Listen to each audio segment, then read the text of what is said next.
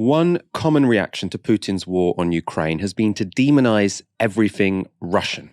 That's included EA Sports removing the Russian football team from the FIFA PlayStation game, Cardiff Philharmonic removing Tchaikovsky from their performances, and even a mustard museum in Wisconsin removing Russian mustard from their display. A photo from the museum was posted on Twitter informing visitors the Russian mustard would only be returned once the invasion of Ukraine was over and Russia recognized and respected the sovereign nation of Ukraine.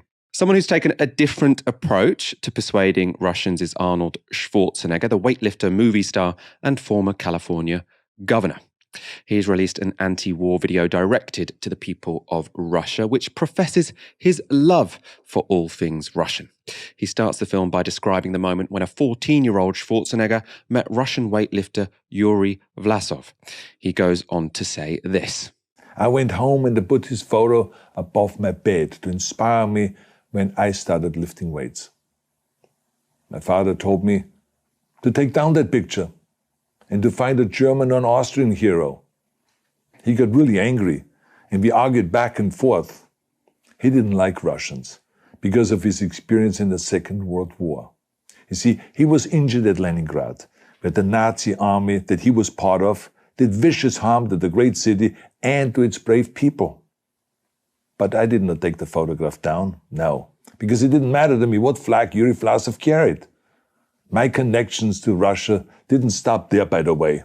Oh, it actually deepened when I traveled there with bodybuilding and for my movies and met all my Russian fans. And on one of those trips, I remember, I met Yuri Vlasov once again. It was in Moscow during the filming of Red Heat, which was the first American movie allowed to film in Red Square. Now, he and I spent the whole day together. He was so thoughtful, so kind, and so smart, and, of course, very giving. He gave me this beautiful blue coffee cup. And ever since then, I've been drinking my coffee out of every morning. Now, the reason why I'm telling you all of those things is that ever since I was 14 years old, I've had nothing but affections and respect for the people of Russia.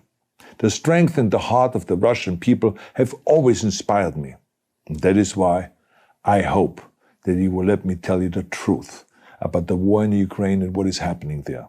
If you want to get a hearing in Russia, this makes so much more sense than making out that everything Russian is inherently evil. If someone starts out talking about how they respect my country, especially if there's someone I already respect, I'm going to be way, way more inclined to give them a hearing. That's what Schwarzenegger is doing there. And once he's got that hearing, he doesn't mince his words. You see, Ukraine did not start this war. Neither did nationalists or Nazis. Those in power in the Kremlin started this war. This is not the Russian people's war. No. As a matter of fact, let me tell you, what you should know is that 141 nations at the UN voted that Russia was the aggressor and called for it to remove its troops immediately. Only 4 countries in the entire world voted with Russia. That is a fact. See, the world has turned against Russia because of its actions in Ukraine. Whole city blocks have been flattened by Russian artillery and bombs, including a children's hospital and a maternity hospital. 3 million Ukrainian refugees, mainly women, children, and elderly, fled their country, and many more are trying to seek to get out. It is a humanitarian crisis. Because of its brutality, Russia is now isolated from the society of nations. You're also not being told the truth about the consequences of this war on Russia itself. I regret to tell you that thousands of Russian soldiers that have been killed. They have been caught between Ukrainians fighting for their homeland and the Russian leadership fighting for conquest. Massive amounts of Russian equipment have been destroyed or abandoned. The destruction that Russian bombs are raining down upon innocent civilians has so outraged the world that the strongest global economic sanctions ever taken have been imposed on your country. Those who don't deserve it on both sides of the war will suffer. The BBC report that video has gone viral on Russian social media. I think they're suggesting it went viral on Telegram because, as I understand it, Russia doesn't have access to Twitter at the moment. Aaron, what did you make of that video? I thought it was pitch perfect and also quite different to the way that many people in public life have been talking about Russia and Russians recently. Yeah, so I think there's a few things here, Michael. First of all, you're right. It's a masterclass in political communications. And that is the sort of video which you can imagine, blue collar, Joe the plumber, whatever their name is in Russia, would watch and feel moved by it. It's very moving. It has a sort of emotional congruence immediately because, like you say, he's talking about his passion for a particular Russian athlete, Stalingrad, which is a shared experience that Europeans have with Russians, and Austria was absolutely on the wrong side of that. So I think that's really powerful. It's like I said, great piece of political theatre. And I'm sure he means all of it. I'm sure it's all true. But I think sort of analysing it and sort of stepping back a bit, celebrities are the heavy artillery in information war. There's no two ways about it. And if I can sort of be a little bit of an asshole here, Michael, apologies for the language, Arnold Schwarzenegger was a governor in California when America was waging a war of aggression, which was illegal, by the way, just like Russia's war in Ukraine.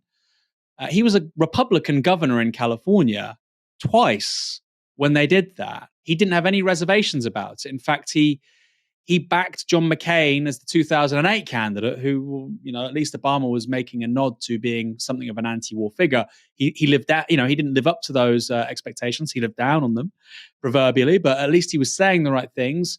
And Schwarzenegger, even in 2007, vetoed the possibility of a referendum in California on whether or not the US should bring troops back from Iraq. And so I suppose for me, Michael, this hugely intelligent man, very charismatic. I mean, he comes across very well in that video. I personally like him. I think he's a very affable person. There's a reason why he's one of the biggest film stars of all time. He's incredibly likable. I just wish, Michael, that moral clarity was there when hundreds of thousands of people would ultimately die as a result of the foreign policy choices made by the political party of which he's a member, made by a country and government which prosecuted an illegal war in the name of him and his fellow American citizens. I wish that moral clarity was there then. And so that's not to say, oh, well, it's a pointless video. It's a fantastic video. I'm really happy he made it. But I think it does tell you something quite important. Why aren't these figures there when their country is wrong? And I think for me, Michael, to finish it, that to me is the hallmark of moral clarity and rectitude and I think an exemplary soul, really. I think somebody that can stand up and say, look, it's not popular, but I think we're doing the wrong thing in this country right now, which some Americans did in 2003, but Arnold Schwarzenegger wasn't one of them.